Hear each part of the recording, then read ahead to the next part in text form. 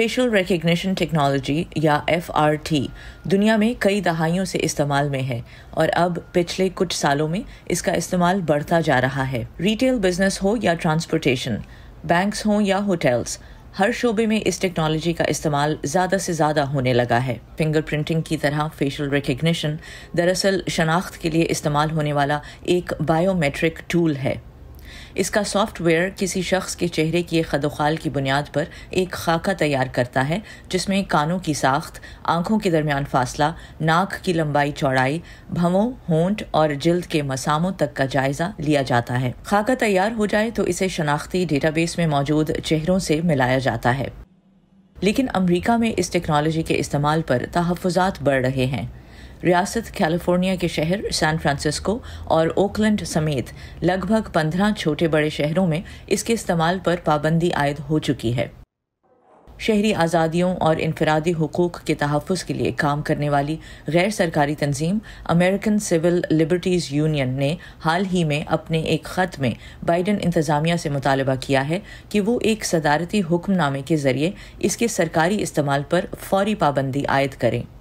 Facial recognition technology is a threat when it works and when it doesn't. चेहरों की शनाख्त की ये टेक्नोलॉजी उस वक्त एक खतरा बन जाती है जब ये दुरुस्त काम करे और उस वक्त भी जब ये दुरुस्त काम ना करे। इससे हुकूमत को ये सलाहियत मिलती है कि वो किसी भी जगह और वक्त मुदाखलत कर सके।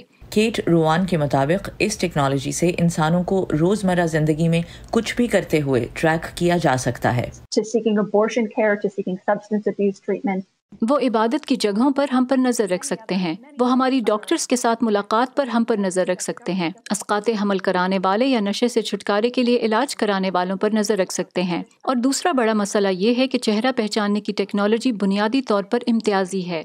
जब भी इसे गैर सफ़ेद फाम लोगों, औरतों और ट्रांसजेंडर्स पर इस्तेमाल किया जाता है तो अक्सर नताइज गलत होते हैं।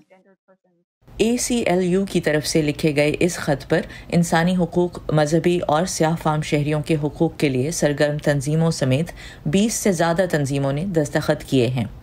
एमनेस्टी इंटरनेशनल इससे पहले 2020 में इस टेक्नोलॉजी के इस्तेमाल पर पाबंदी आयद करने का मुतालबा कर चुकी है, जबकि गुज़श्ता साल स्याह फाम शहरी जॉर्ज फ्लॉयड की पुलिस हिरासत में हलाकत के बाद पैदा होने वाली इस तशवीश पर कि इस टेक्नोलॉजी की मदद से पुलिस गैर मुनसिफाना तौर पर लोगों को हिरासत में ले सकती है, अमेज़न ने पुलिस की तरफ से चेहरा पहचानने के अपने सॉफ्टवेयर के इस्तेमाल पर 1 साल के लिए पाबंदी आयद कर दी थी। The ACLU has been asking. We have been asking for 20 years. हमें 20 साल हो गए हैं हुकूमत से इसका मुतालबा करते हुए, और इसलिए अब हम चाहते हैं कि हुकूमत और ख़ास तौर से लॉ इन्फोर्समेंट की जानिब से इस टेक्नोलॉजी का इस्तेमाल फ़ौरन ख़त्म हो। ACLU के मुताबिक अमरीका में सरकारी सतह पर कोई कानून इस टेक्नोलॉजी के इस्तेमाल पर मौजूद नहीं है, मगर बाइडन इंतज़ामिया की तरफ से इस ऐलान के बाद कि वो नस्ली तासुब को ख़त्म करने के लिए पुरअज़्म हैं, इस टेक्नोलॉजी के इस्तेमाल पर उनकी तरफ से बंदिश उन्हें उनके इस वादे को पूरा करने में मदद देगी। नुखबत मलिक, वॉइस ऑफ अमेरिका। नुखबत की रिपोर्ट में आपने देखा कि चेहरा शनाख्त करने की ये टेक्नोलॉजी पहले से मौजूद डेटा पर इन्हिसार करती है।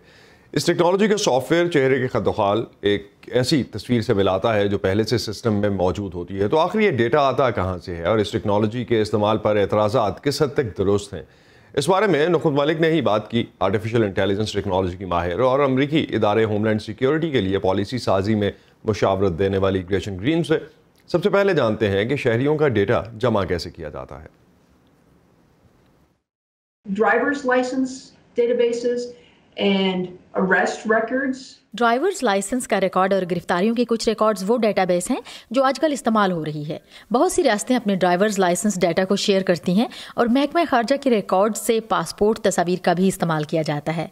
ताहम अब एक और जगह जहां से ये तस्वीर ली जा रही हैं वो है सोशल मीडिया या इंटरनेट। आर्टिफिशियल इंटेलिजेंस की माहिर होने के नाते आपके नज़दीक शहरी और इंसानी हुकूक की तंजीमों की तरफ से इस टेक्नोलॉजी पर उठने वाले तहफ़्फ़ुज़ात किस हद तक दुरुस्त हैं? I think there's a very legitimate concern being voiced about privacy and specific. میرا خیال ہے کہ پرائیویسی کے حوالے سے اٹھنے والے اعتراضات اور خاص طور پر چہرہ شناخت کرنے کی ٹیکنالوجی کے پرائیویسی پر اثرات کے بارے میں تشویش بالکل درست ہے، لیکن ہمیں صرف حکومت کی طرف سے اس ٹیکنالوجی کے استعمال پر تشویش نہیں ہونی چاہیے، اگرچہ زیادہ تر اعتراض اسی پر ہیں، لیکن ساتھ ہی کاروباروں اور انفرادی لوگوں کی طرف سے اس کے استعمال پر بھی تشویش ہونی چاہیے، کیونکہ اس ٹیکنالوجی تک رسائی میں رکاوٹیں بہت تیزی سے کم ہو رہی ہیں۔ حال ہی میں ہم نے دیکھا کہ امریکی کانگریس کی عمارت میں ہنگاموں کے بعد کچھ لوگوں نے یہ ٹیکنالوجی استعمال کر کے معلومات جمع کی تاکہ وہ انہیں ایف بی آئی کو یہ کہہ کر دے سکیں کہ ہاں میں نے یہ تصویر دیکھی ہے جس میں ایسا شخص ہے جو ہنگاموں میں موجود تھا اور میں جانتا ہوں کہ یہ کون ہے، یا اتنی معلومات دے سکتا ہوں جو اس تک پہنچنے میں آپ کی مدد کریں۔ Information and gather information that they could then submit to the FBI. As we saw that there is a concern, اس ٹیکنالوجی پر پابندی کے مطالبات سامنے آ رہے ہیں، کیا محرکات ہیں اس کے؟ What is driving this ban? I think the underlying reason is the effects that they think this kind of surveillance will have on society. مجھے لگتا ہے کہ ایسی نگرانی سے معاشرے پر اثرات کے حوالے سے خدشات اس کی وجہ سے ہیں، لیکن ایک اور قسم کی تشویش بھی ہے جس کا تعلق نسلی برابری سے ہے۔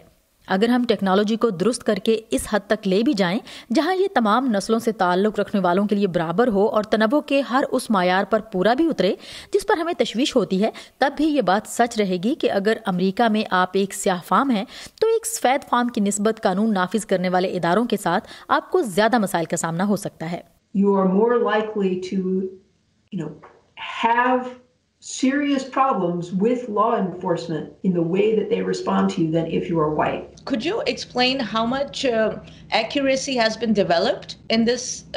کیا آپ بتا سکتی ہیں کہ اس ٹیکنالوجی میں کس حد تک درستگی لائی جا چکی ہے؟ غلطی کا امکان یا اس کی گنجائش کتنی ہے؟ Possibility of error when you're doing facial recognition. So there are problems with trying to identify darker skin, which could relate to contrast in images. گہرے رنگ کی جلد کو شناخت کرنے میں مسائل ہوتے ہیں جس کی ایک وجہ تصویروں میں کنٹراسٹ ہے، لیکن اس کا تعلق ٹریننگ کے لیے استعمال ہونے والے ڈیٹا سے بھی ہے۔ مثال کے طور پر آپ کمپیوٹر کو چہرہ شناخت کرنا سکھائیں اور آپ کے پاس سیاہ فام لوگوں کی تصاویر کی تعداد کم ہو تو کمپیوٹر سیاہ فاموں کی شناخت اچھے سے نہیں کر سکے گا۔ مخصوص شکل و صورت اور حلیہ رکھنے والے سفید فام مردوں کی پہچان خاصی درستگی سے ہو پا رہی ہے، جبکہ دوسروں کے لیے ایسا نہیں۔ میرا خیال ہے کہ اس درستگی میں اضافہ ہوگا اور یہ ایسا تکنیکی مسئلہ ہے جس پر قابو پایا جا سکتا ہے، لیکن یہ اس ٹیکنالوجی کو استعمال نہ کرنے کی بنیاد نہیں ہونی چاہیے، کیونکہ اس سے پھر یہ کہنے کے لیے راہ ہموار ہو جائے گی کہ جب ٹیکنالوجی سے نقص دور ہو گئے تو پھر جو چاہے اسے استعمال کرنا شروع کر دے۔ اس لیے درستگی کی بات ایک جائز دلیل تو ہے، لیکن وقت کے ساتھ ساتھ اس کی اہمیت کم ہوتی جائے گی۔ It has been a valid argument. Over time, it will become less and less so.